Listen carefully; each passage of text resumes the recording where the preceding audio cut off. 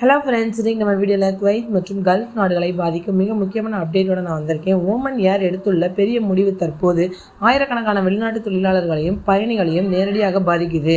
Kuwait செல்லும் விமானங்கள் நிறுத்தப்பட்டுள்ளதா, எப்போது மீண்டும் தொடங்கும், ஏன் இந்த முடிவு எடுத்திருக்காங்கன்றதை நம்ம முழு விவரத்தோட பார்க்க போகிறோம். வீடியோவை ஸ்டார்டிங்லேருந்து எண்டிங் வரைக்கும் ஸ்கிப் பண்ணாமல் பாருங்கள். ஃப்ரெண்ட்ஸ், ஓமன் ஏர் அதிகாரப்பூர்வமாக அறிவித்துள்ள தகவல் படி குவைத், கத்தார் மற்றும் ஈராக் போன்ற நாடுகளுக்கு செல்லும் விமான சேவைகள் ஏப்ரல் 30, 2026 வரை தற்காலிகமாக நிறுத்தப்பட்டிருக்கு. இந்த அறிவிப்பு பலருக்கும் அதிர்ச்சியாக இருக்கு.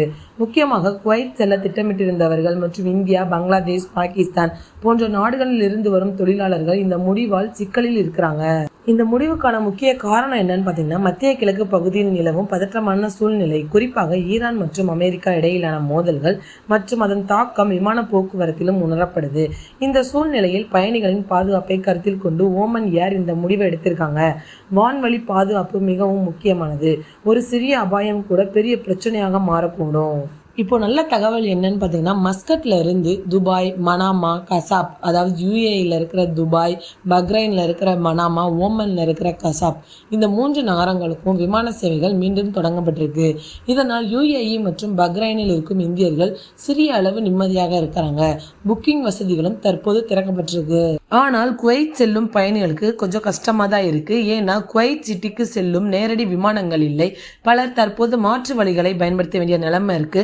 சிலர் மற்ற நாடுகள் வழியாக மற்ற விமான நிறுவனங்கள் மூலம் பயணம் செய்கிறாங்க. ஓமன் ஏர் மேலும் கூறியது என்னன்னு பார்த்தீங்கன்னா, ஏப்ரல் 30க்குள் ஈரான் மற்றும் அமெரிக்கா இடையிலான பிரச்சனை தீர்ந்தால் விமான சேவைகள் மீண்டும் தொடங்கப்படும். ஆனால் அந்த நிலைமை சரியாகவில்லை என்றால் இந்த தடை மேலும் நீட்டிக்கப்பட வாய்ப்பு இருக்கு. இதனால் பயணிகள் முன்கூட்டியே திட்டமிடுவது ரொம்பவே அவசியமானது.